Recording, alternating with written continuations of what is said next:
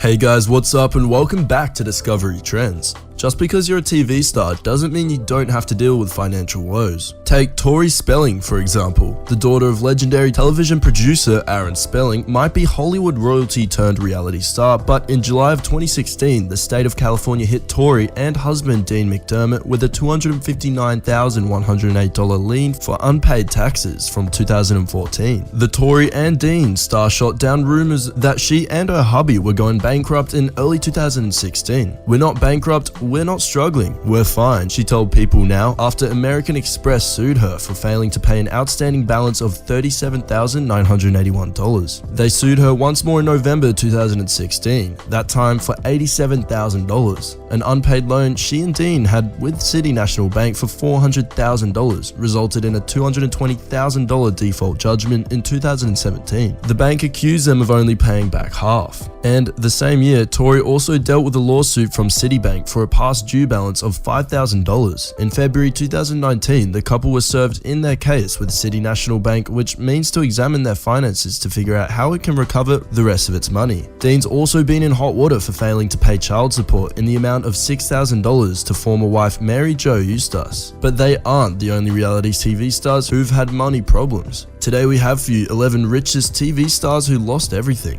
But before we start, I want you to hit that red subscribe button to enter our monthly shoutout giveaway. Just comment down below saying I subscribed and we'll enter you into the giveaway. Number 1. The Real Housewives of New Jersey stars Teresa Giudice and husband Joe Giudice were charged with hiding assets and income in a bankruptcy case, conspiracy to defraud lenders and illegally obtain mortgages and loans in July of 2013. Teresa did almost a full year in federal prison in 2015, with Joe following suit and turning himself in to start his 41-month sentence in March of 2016. When Joe gets out, he'll be deported back to Italy. Number 2. The cast of Jersey Shore rose to fame in the late thousands, but Mike "The Situation" Sorrentino found himself in hot water a decade later. The MTV star was sentenced to 8 months in prison in October of 2018 after pleading guilty to tax evasion. He was initially charged with conspiracy to commit fraud in 2014, after the government claimed he didn't pay all the income tax owed on the $8.9 million he earned between 2010 and 2012. He reported to prison in January of 2019. Number 3. It's been nearly a decade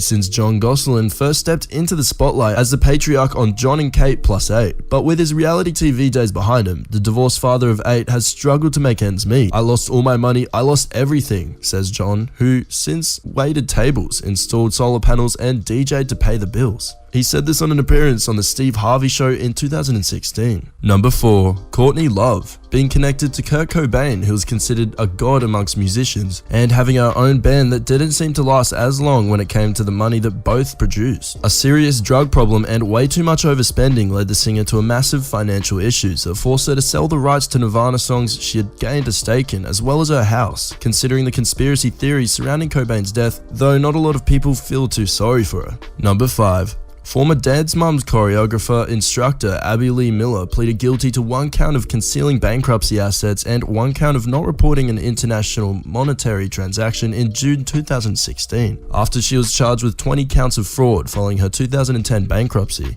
She went to prison in July of 2017 after being sentenced to 1 year and a day, but she didn't end up serving that entire term. She was transferred to a halfway house in March 2018 and freed in May. Number 6. Spencer Pratt and Heidi Montag might have been 2 of the biggest reality TV stars on the planet back in the late aughts, but the following decade saw them living in a much more modest lifestyle. The Allens of the Hills reportedly considered filing for bankruptcy in 2010 and lived rent-free in a property owned by Spencer's parents for a time. "We don't go buy designer clothes anymore and buy fancy cars and go to all the fancy restaurants," the one-time villain told Entertainment Tonight in May of 2016. Number 7. It's always sad but rarely surprising when a child star goes through a rough time a little later on in their life. And this has sadly been the case for child star Drake Bell of Nickelodeon show Drake and Josh. Despite starring in his own show for 4 years and launching a generally well-received musical career with 3 albums, 2 of which have appeared on Billboard 200, this promising Nickelodeon star still had to face some substantial financial obstacles. After 3 DUIs are under his belt, Bell was sentenced to a short stint in prison and was forced to pay out a $20,000 bail. Because of this and general mismanagement of money, Bell declared bankruptcy in 2014. Let's just hope he's on the upswing, despite his most recent DUI in 2016. Number 8. In 2013, the Los Angeles Times reported Janice Dickinson had filed for bankruptcy. According to court documents, the former model and reality TV mainstay, who's appeared on Couples Therapy, Celebrity Big Brother, Celebrity Rehab with Dr. Drew, America's Next Top Model, the Janice Dickinson Modeling Agency, and more, was at $1.1 million in debt and owed $500,000 in unpaid taxes. Number 9. Larry King is one of Hollywood's oldest talk show hosts, gaining fame for his long-running show of 25 years, Larry King Live. As CNN's most watched program and longest running show ever, no one could have ever guessed that one of the most successful talk show hosts of all time had once declared bankruptcy. Indeed, before his rise to success, King was arrested under allegations of stealing money from his ex-business partner and was fired from his job as a radio announcer. He eventually filed for bankruptcy in 1978, which just so happens to be the same year he was picked up to host a nightly talk show on national radio. From there, he was picked up by CNN in 1985 and obviously has since done quite well for himself.